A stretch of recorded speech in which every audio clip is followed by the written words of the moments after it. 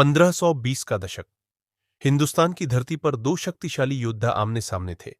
एक तरफ था बाबर, मध्य एशिया का तैमूरी शहंशाह, जिसके सपनों में तैमूर की विरासत को फिर से जीवित करने की आग जल रही थी।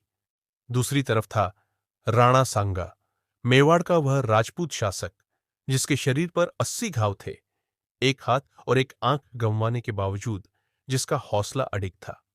ये कहानी है दो ताकतों की टक्कर की, जो न सिर्फ युद्ध के मैदान में लड़ी गई, बल्कि विश्वास, धोखे और रणनीति के खेल में भी उलझी रही।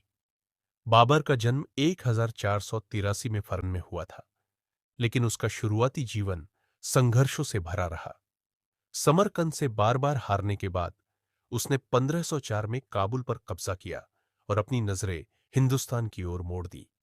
1526 में पानीपत की पहली जंग में उसने दिल्ली के सुल्तान इब्राहिम लोदी को हराकर आगरा पर कब्जा जमा लिया। लेकिन उसकी राह आसान नहीं थी।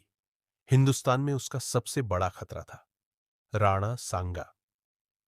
राणा संग्राम सिंह, जिन्हें राणा सांगा कहा जाता था, मेवाड़ के सिसोदिया वंश के शासक थे। 1508 में गद्दी संभालने के बाद उन्होंने राजपूताना को एकजुट किया। उनकी वीरता के किस्से दूर दूर तक फैले थे। गुजरात, मालवा और दिल्ली के सुल्तानों को हराकर उन्होंने अपने साम्राज्य का विस्तार किया। बाबर ने खुद अपनी किताब बाबरनामा में लिखा, सांगा हिंदुस्तान का सबसे बड़ा काफिर राजा था, जिसकी ताकत और तलवार ने उसे महान बनाया। बाबर ने बाबरनामा में दावा किया कि सांगा ने इब्राहिम लोदी के खिलाफ मदद मांगी थी, लेकिन बाद में मुकर गया।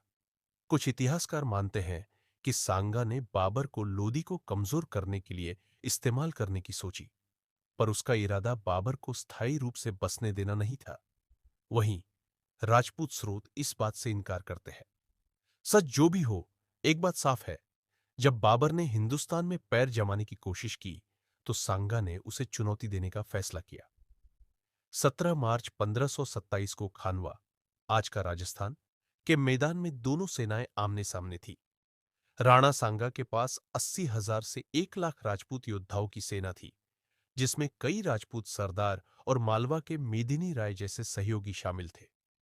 दूसरी तरफ बाबर की सेना छोटी थी, 40,000 से 50,000 सैनिक, लेकिन उसके पास तोपें और बारूद का हथियार था, जो उस समय हिंदुस्तान में नया था।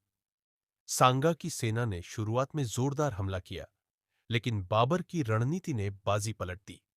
उसने तुलुगमा तकनीक का इस्तेमाल किया, अपनी सेना को घेरों में बांटा और तोपों से राजपूतों को निशाना बनाया।